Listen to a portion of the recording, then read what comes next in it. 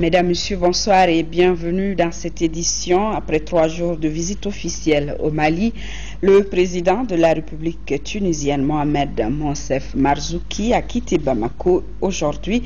Il a été accompagné à l'aéroport international Bamako-Sénou par le chef de l'État, Ibrahim Boubacar Keïta. Voilà donc le président tunisien qui a quitté tôt ce matin Bamako. Il était resté dans notre capitale pendant 3 jours qui ont permis à la délégation tunisienne et aux autorités maliennes d'échanger sur la coopération bilatérale, notamment dans le domaine sécuritaire,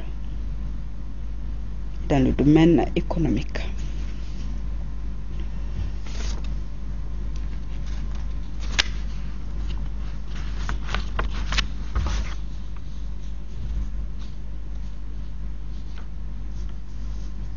Mohamed Monsef Marzouki, qui a donc quitté Bamako ce matin, comme vous le voyez sur ces images. Il a été accompagné à l'aéroport Bamako-Sénou par le président de la République, Ibrahim Boubacar Keïta.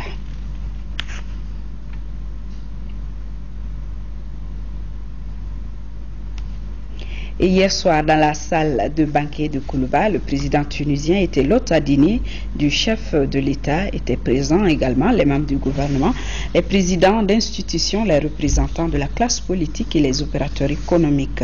À l'affermissement de la coopération, accompagnement de la Tunisie dans plusieurs domaines d'activité, situation sécuritaire au Mali, des sujets qui ont été largement évoqués au cours de cette soirée. Nyanya Loutrawaré. Voilà le toast de l'amitié, de la fraternité et de la solidarité entre nos deux pays. Les relations entre le Mali et la Tunisie ne datent pas d'hier. Mon pays, le Mali, et la République tunisienne, dont vous conduisez si heureusement les destinées, sont 2 pays frères qui ont en partage l'histoire, la religion et la culture. Ainsi, la rencontre entre nos 2 peuples remonte-t-elle à la nuit des temps. Depuis, nous n'avons cessé de cheminer ensemble beaucoup d'agouts. Nos gouvernements ont constamment œuvré au raffermissement de nos relations et au soutien des actions de développement dans l'intérêt bien compris de nos populations. Autre qualificatif des relations maliano-tunisiennes, c'est celui du respect.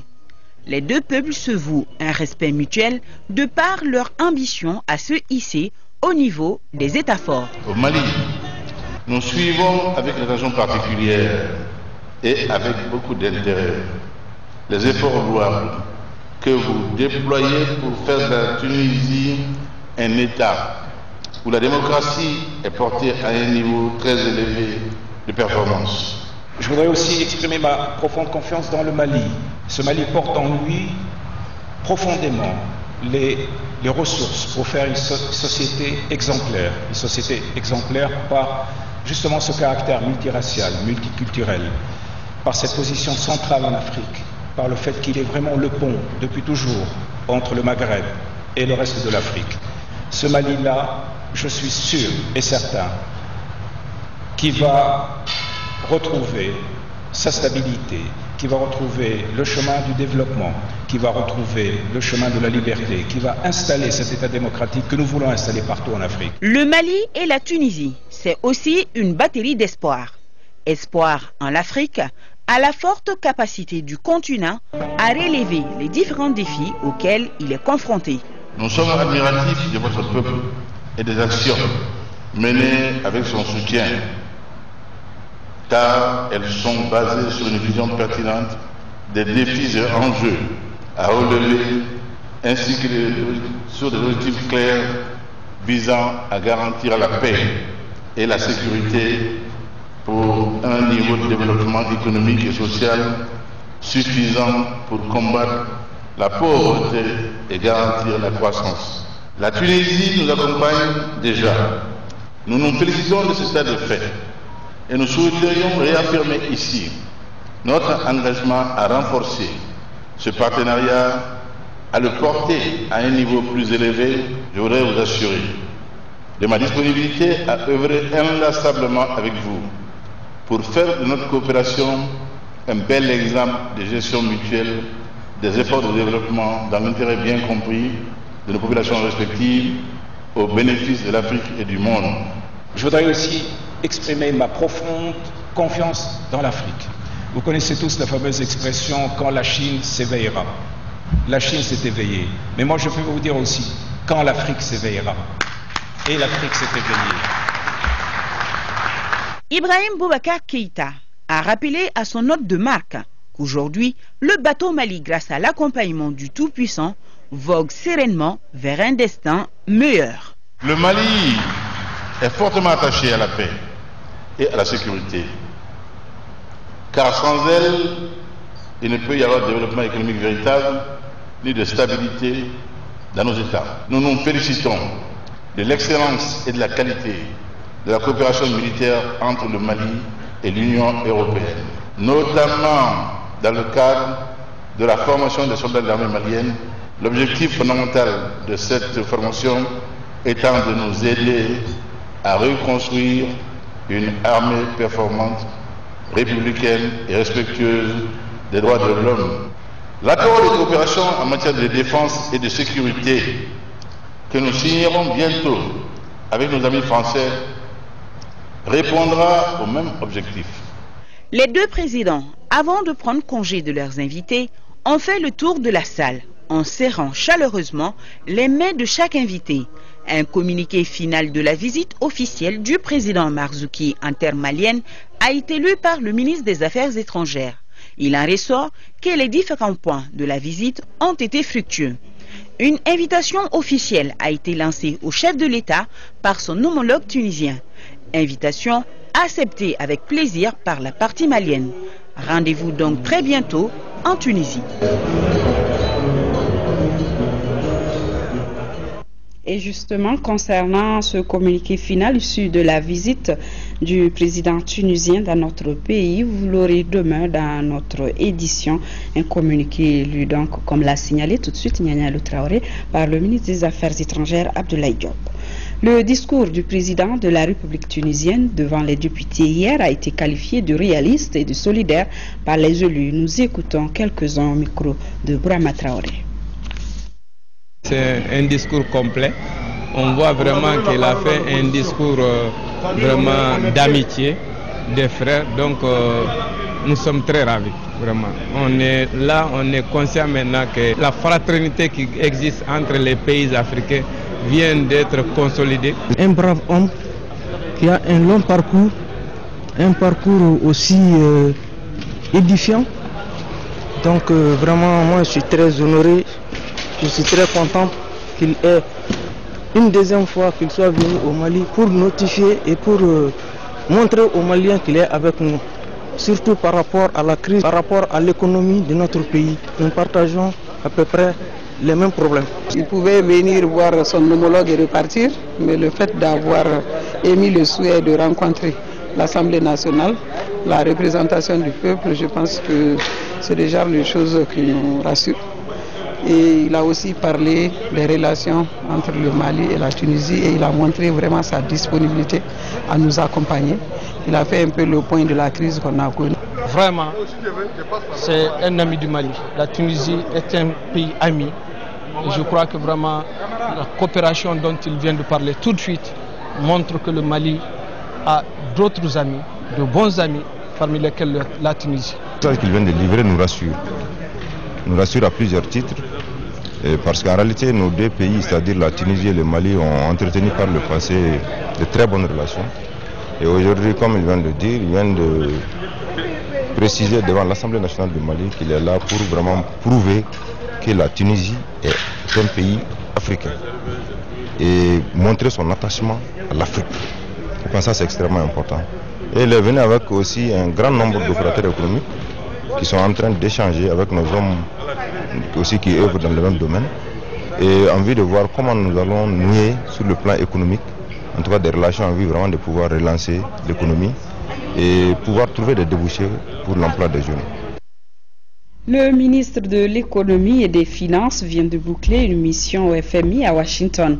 Au menu des échanges, la récente acquisition d'un aéronef, le contrat pour la fourniture à l'armée malienne et surtout certaines faiblesses de gestion des finances publiques auxquelles il faut trouver des solutions.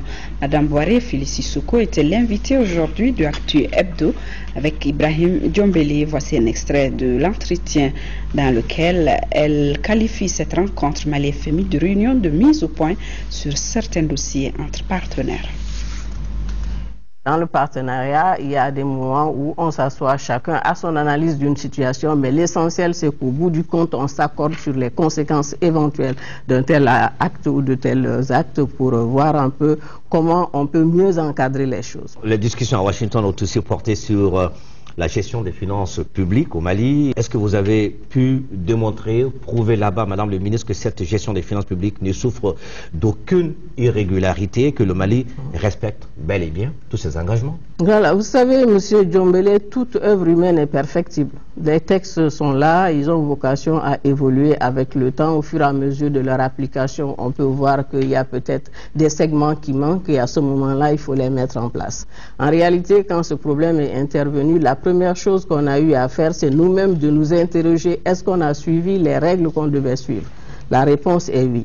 Maintenant, du point de vue de l'interprétation ou bien de la perception des uns et des autres, j'avoue que ça, on n'a pas cette maîtrise. Chacun en a la perception qu'il souhaite, mais nous pensons avoir posé les actes dans le bon ordre, en tout cas, compte tenu de l'architecture institutionnelle et réglementaire du moment. Et c'est ce qui nous a valu d'ailleurs un certain nombre d'échanges de correspondance avec le Fonds monétaire, des questions-réponses. Et à un moment donné, début juin, on a dit, bon, vous nous envoyez un dernier répertoire de questions, on y répond. Si les réponses, les propositions que nous donnons pour... Effectivement, il y a des faiblesses, ça il faut le reconnaître. Il y a des faiblesses qui sont dues à des chaînons manquants sur le dispositif réglementaire quelque part. Et donc, qui dit chaînon manquant, dit la voie ouverte quand même à des interprétations.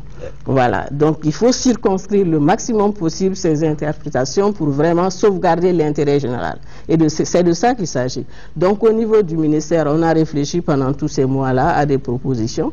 Donc, on est arrivé à identifier les 3 textes qu'on doit peut-être revisiter sous certaines dimensions pour mieux les encadrer. Et c'est là-dessus qu'on a ciblé le Code des marchés publics. On a ciblé la loi organique portant loi de finances, on a ciblé la loi portant comptabilité publique.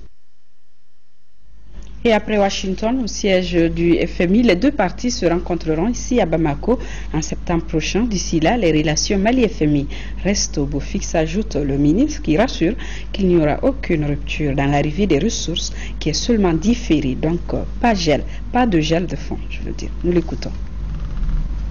Il n'y a pas de rupture. Et je pense que le représentant résident du fonds a eu l'occasion de le dire. Les ressources, l'arrivée des ressources est différée, ça c'est évident. C'est évident parce qu'il faut qu'on s'accorde sur les mesures palliatives qu'on est en train de développer. Et c'est là où je vous disais tout à l'heure que nous comprenons que pour les contribuables de chaque État qui aide le Mali et pour les nôtres, il est important de savoir ce qui est fait de l'argent public. Donc par rapport à ça, c'est de dire, de rassurer les uns et les autres. Justement, c'était un des buts de ce voyage. Parce que vous savez, quand on ferme le budget, les écarts qu'il y a une partie qui est couverte par les concours, les appuis budgétaires globaux et sectoriels que certains partenaires techniques nous font l'amitié de nous mettre dans le budget. Maintenant, au-delà de ça, il reste toujours un écart que nous allons financer sur le marché sous-régional, à travers des bons et des emprunts obligataires d'ailleurs dont le Mali a très peu usé jusque-là.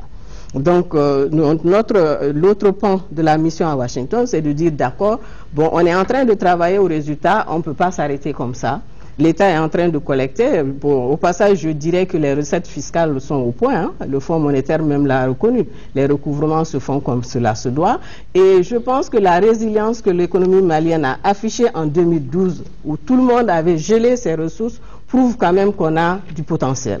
On a du potentiel, maintenant, il faut en faire une utilisation judicieuse, prioriser les besoins. Et là, c'est pour ça que c'est très important pour nous de rassurer les uns et les autres pour dire qu'il n'y a pas le feu en la demeure. Les prochaines élections communales et régionales coûteront plus de 13 milliards de nos francs. Le Mali et ses partenaires techniques et financiers sont à la recherche de moyens pour parachever le processus entamé en 2012. C'est dans ce cadre que le ministre de l'Intérieur et de la Sécurité a présidé une session du comité de pilotage des élections. Le reportage de Moïse Traoré. Les élections communales et régionales auront lieu sur la base du fichier électoral révisé de 2013. Plus de 2 millions de nouveaux majeurs et d'omis pourraient être pris en compte. La possibilité est étudiée par l'atelier du cadre de concertation sur l'organisation des prochaines consultations. Si nous voulons rester aussi dans la légalité constitutionnelle, dans la légalité électorale, il y a aussi un temps pour aller aux élections communales pour que, par exemple, les mandats des élus locaux, comme vient de proroger une fois, on ne soit pas amené à les proroger une deuxième fois alors que la loi ne l'accorde pas. Au cours de l'atelier ouvert par le ministre de l'Intérieur et de la Sécurité, il est également question de la possibilité de couplage des élections communales et régionales en octobre. Il faut que tous les acteurs se mettent d'accord sur une démarche à suivre. Nous, ce que nous avons fait, c'est une proposition à partir des considérations légales, des considérations techniques et des moyens organisationnels. La Commission électorale nationale indépendante, CENI, est aussi sujet de controverse. Poursuivra-t-elle sa mission? En deuxième région, il faut un investissement de 327 millions de francs CFA pour transformer dans 3 mois la pelouse du stade Mamadou Diarra en gazon synthétique. Une action qui s'inscrit dans la bonne dynamique entre la FEMAFOOT et la FIFA en vue de la promotion du football. Le premier coup de pelle des travaux a été donné jeudi par le ministre des Sports. C'était en présence de notre équipe de reportage de Koulikoro, Seydou Traoré.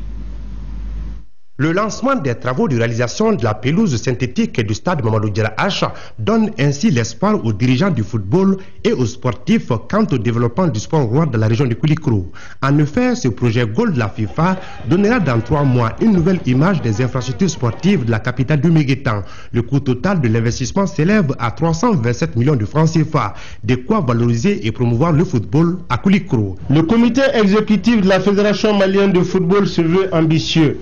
Une ambition qui serait vaine sans l'accompagnement et le soutien du ministère de tutelle, qui a compris que pour aller de l'avant vers le sommet africain, son rôle est incontournable. C'est l'entreprise Greenfields West Africa qui est chargée de réaliser ces gazons artificiels. Après le centre technique national construit à Caillou par la FIFA, aujourd'hui la pelouse synthétique et dans les prochains jours celle des régions du Nord. Les autorités se réjouissent de l'accompagnement de la FIFA. Je suis très content parce que c'est une épine qu'on sort des pieds du gouvernement. Et un financement de 326 millions, je pense que c'est très important. Poser un gazon synthétique aujourd'hui, normalement, ça revient à l'État de soutenir aujourd'hui le sport. Mais si nous avons des dirigeants compétents au niveau de la fédération, nous avons des dirigeants compétents au niveau de la ligue, je pense que c'est le résultat comme ça. Donc il convient vraiment de saluer. À la rencontre avec les différents responsables sportifs, le ministre Ouseni Amion Guindo a exhorté chacun de jouer le rôle d'ambassadeur pour la paix au Mali. Fin de formation pour la 26e promotion de l'école d'état-major national de Koulikoro, cela après 9 mois d'exercice militaire dans la théorie comme dans la pratique. La cérémonie de sortie a vu la présence du ministre de la Défense et des anciens combattants et aussi une délégation ivoirienne. Le compte-rendu de Brahima Kone. Cette promotion est composée de 20 officiers stagiaires, dont 12 Maliens et 8 des pays frères. À cette cérémonie consacrant la fin de 9 mois de formation, la Côte d'Ivoire est à l'honneur. La 26e promotion de l'école d'état-major national de Koulikoro prend le nom de Alassane Ouattara, président de ce pays frère. Ce choix du commandement n'est guère fortuit. C'est une reconnaissance à un homme, un dirigeant, un leader politique, bref un homme d'État. Le président Ouattara, en sa qualité de président en exercice de la CEDEAO, s'est engagé personnellement et dès les premières heures au chevet du Mali pendant la crise politico-institutionnelle que notre pays a connue en 2012. La revue des troupes, le défilé militaire, la remise des insignes aux officiers stagiaires et des discours riches en faveur de la restructuration de l'armée malienne sont au cœur de cette cérémonie. Ces officiers de nationalité africaine, Bénin, Côte d'Ivoire, Guinée-Conakry, Niger, Sénégal et Togo, ont appris avec courage et détermination une année scolaire durant les techniques d'état-major du type universel. Il faut noter la présence d'une délégation ivoirienne. Le Mali, à l'instar de la communauté internationale, célèbre demain 23 juin la 17e journée africaine du travail. Cette année, le thème porte sur la charte africaine, sur les valeurs et les principes du service public.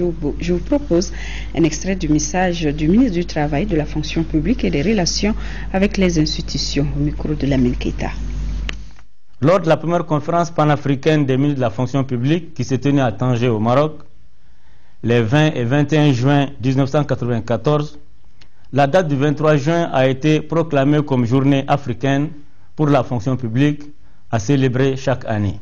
Cette décision des premiers responsables africains en charge de la fonction publique doit être surtout un moment privilégié pour que chacun de nous s'interroge sur l'état de ses rapports avec l'administration publique, mais aussi un moment de réflexion rétrospective sur le rôle et la place des services publics dans le processus de développement. Le thème retenu cette année par la Commission de l'Union africaine porte sur la charte africaine, sur les valeurs et les principes du service public et de l'administration. Un outil pour renforcer la gouvernance à une ère ouverte du gouvernement. Le 23 juin 2014 s'inscrit dans le cadre du renouveau de notre administration. Renouveau qui doit cesser d'être un slogan, mais plutôt un moyen d'ouvrir les administrations publiques à de nouveaux modèles de gestion en vue d'améliorer leurs performances et de réconcilier les Maliens avec leurs institutions. Je voudrais saisir cette occasion pour rendre hommage aux agents publics qui, malgré la situation difficile du pays, ont assuré la continuité du service public et réassurer nos compatriotes que toutes les dispositions sont prises pour permettre le retour de l'administration sur l'ensemble du territoire national en vue d'assurer aux citoyens des prestations de qualité. L'Union pour la démocratie et le développement, UDD, conforte sa place sur l'échiquier politique national. Le parti vient d'enregistrer de nouvelles adhésions. Ces nouveaux venus se sont d'ailleurs engagés à tout mettre en œuvre pour permettre au parti d'atteindre ses objectifs. Abdrahman Mega. Ces nouveaux adhérents de l'Union pour la démocratie et le développement UDD sont issus de plusieurs formations politiques du Mali et de certaines associations de la société civile. Ces nouveaux venus s'engagent désormais à apporter leur soutien à l'épanouissement de l'Union pour la démocratie et le développement. Nous avons décidé, ce jour 21 juin 2014, une adhésion collective de tous mes militants et sympathisants pour servir le parti, et rien que le parti. Chers camarades, vous qui avez choisi l'IDD, vous avez fait le bon choix. L'IDD est un parti de paix, de solidarité, de tolérance, qui ne fait aucune différence entre ses anciens et nouveaux adhérents.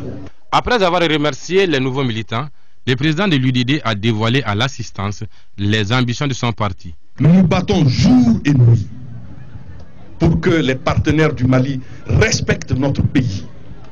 Et la condition de ce respect, c'est aussi que les Maliens se comportent de façon respectable, de façon exemplaire. Fidélité à notre drapeau, fidélité à notre histoire, respect de la mémoire de notre pays. Pour atteindre ces objectifs, Tchema Iber Koulibaly les a invités à l'entente et à l'union sacrée autour du parti, des conditions essentielles sans lesquelles toutes ces ambitions sont vouées à l'échec. Près de 5 milliards de francs CFA, c'est le montant mobilisé par la coopération suisse pour la mise en œuvre de la 4e phase du programme d'appui à la décentralisation de l'éducation, exécuté par le Centre international d'expertise et de formation. Pour la période 2014-2017, le programme vise l'amélioration de la qualité et de la gestion décentralisée de l'éducation formelle. ORTMC Kasso, Daouda Diakité. D'importants résultats ont été obtenus au cours des 3 premières phases de la mise en œuvre du programme d'appui à la décentralisation de l'éducation. La spécificité de cette phase, c'est que nous avons eu des résultats dans les phases antérieures et maintenant nous allons les mettre à échelle. Il s'agit pour cette 4e phase qui s'étend de 2014 à 2017 avec une enveloppe de près de 5 milliards de francs CFA financés par la coopération suisse, de consolider les acquis par une synergie d'action de l'ensemble des acteurs et partenaires. C'est un programme qui s'adresse justement directement aux collectivités territoriales de manière que la politique de l'État central puisse être appliquée après au niveau régional. Donc le programme accompagne les collectivités territoriales pour la mise en œuvre du programme décennal d'éducation du Mali. Occasion pour le chef de l'exécutif de la 3e région, Mahamadou Diaby, de saluer l'exemplarité de la coopération entre la Suisse et le Mali, dont les impacts sont légion dans plusieurs domaines. La présentation du programme suivi de la visite du stand des malles pédagogiques avec des supports visuels a permis d'édifier l'ensemble des acteurs sur la pertinence du programme qui couvre les régions de Tombouctou, Mopti et Sikassou. Et en 5e région, conférence régionale des sections du parti du Perroquet, il s'agit du parti Alliance pour la République APR créé il y a tout juste un an. Les délégués ont mis l'accent sur l'implantation du parti lors des assises de Mopti. Jules Sambou-Sissoko. Cette première conférence régionale des sections du parti Alliance pour la République Mopti s'est tenue au moment où le parti souffle sa première bougie. Ces assises ont mobilisé membres du bureau exécutif national, militants et sympathisants, ainsi que des partis amis de l'APR dans la Venise malienne. La symbolique est forte. Notre satisfaction est immense et nos ambitions pour le parti sont à hauteur de souhait. La coordination a participé activement et positivement aux 2 tours des présidentielles et des législatives. Les 52 conseillers ont viré à l'APR. Et à Sénégal, on est là plus précisément l'adhésion de 8 conseillers au sein du parti APR. Donc ça veut dire que c'est la mouvance présidentielle qui s'agrandit à travers l'APR. Il s'agit pour nous de remercier, féliciter les camarades pour les résultats obtenus, mais également de préparer les structures à affronter les échéances électorales à venir et amener les camarades à continuer le travail d'implantation progressive du parti. Ce que nous avons pu constater sur le terrain nous satisfait largement. Ce qui nous amène à dire tout simplement que le message de l'Alliance pour la République est compris. Donc c'est un message qui correspond aux préoccupations des populations. À cette conférence, le bureau exécutif national a exprimé une pensée pieuse pour toutes les victimes suite au conflit injuste imposé au Mali pendant ces 2 dernières années. Le gouvernement malien veut promouvoir la filière gomme arabique à travers un projet qui a été lancé en mai dernier. Il s'agit du projet de renforcement des capacités productives et commerciales de la filière gomme arabique pour près de 3 milliards de francs CFA. Ces responsables ont rencontré les acteurs de la filière dans la région de Caille. Le compte-rendu de Diafar Haïdara. Cette rencontre s'inscrit dans le cadre des activités du projet de renforcement des capacités productives et commerciales de la gomme arabique et porte sur l'identification des acteurs potentiels et la création de l'interprofession de la filière gomme arabique au Mali. Le projet se propose de mettre en place un mécanisme de financement des acteurs à travers le système de warrantage en collaboration avec les institutions de microfinance. Il s'agit là de protéger, si vous voulez, les producteurs pour qu'ils ne bradent pas leur production. Au lieu de brader leur production quand ils ont besoin d'argent à un prix faible, nous pensons qu'avec le système de warrantage, on peut leur faire un crédit presque concessionnel et après que la gomme ait eu un niveau de prix assez intéressant, on pourrait vendre et puis procéder au remboursement. Cette rencontre a permis aux responsables du projet d'informer et de sensibiliser les acteurs de la filière gomme arabique de la région de Caille sur le projet. Ce programme-là qui va être doté de suffisamment de moyens, parce que je crois savoir que ça fait plus de 3 milliards, n'est pas là pour venir se substituer ou se superposer à quoi que ce soit, il est là pour orienter. Nous avons là une opportunité et une occasion unique pour enfin structurer ce secteur-là, le rendre compétitif à l'image de l'or, devenir 2e, voire premier producteur mondial. Parmi les principales activités du projet, on peut citer la formation des acteurs, la plantation de 10 000 hectares, la vulgarisation des mesures de conservation des gommérés. Lancement des activités de la Société malienne de génétique humaine créée en 2012. Elle est composée de spécialistes de haut niveau qui vont œuvrer pour le renforcement des recherches scientifiques des maladies génétiques dans notre pays. Le compte rendu de Mahamadou Doumbia. Créée en février 2012, la Société malienne de génétique humaine avec ce lancement à l'IRNSP rentre dans sa phase active.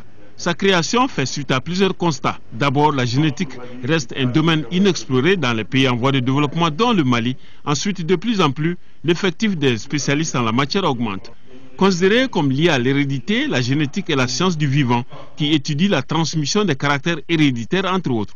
La Société malienne de génétique humaine a pour but de rassembler les personnes qui travaillent dans le domaine de la génétique ou qui ont un intérêt marqué pour la génétique humaine, promouvoir la recherche, le développement de l'information, l'enseignement et la formation en génétique.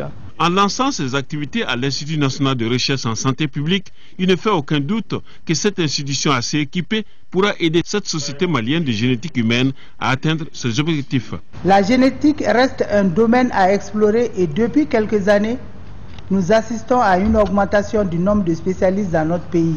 Nous prévoyons des voyages à l'intérieur du Mali et surtout dans les villages où on a remarqué, à cause de la consanguinité qu'il y a une prévalence accrue de certaines maladies. Nous, on peut vous offrir un test si dans votre famille une maladie génétique a été identifiée. Suite à ce lancement, plusieurs spécialistes exposeront sur l'exploration cytogénétique au Mali, des avancées dans le diagnostic et le traitement des maladies neurologiques héréditaires et l'infertilité.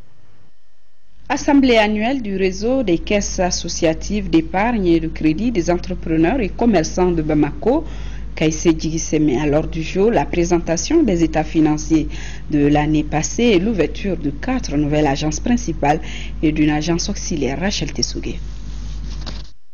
De 2012 à 2013, le sociétariat des caisses associatives d'épargne et de crédit des entrepreneurs et commerçants de Bamako, Kaïsé Djigisseme, a augmenté de 9%.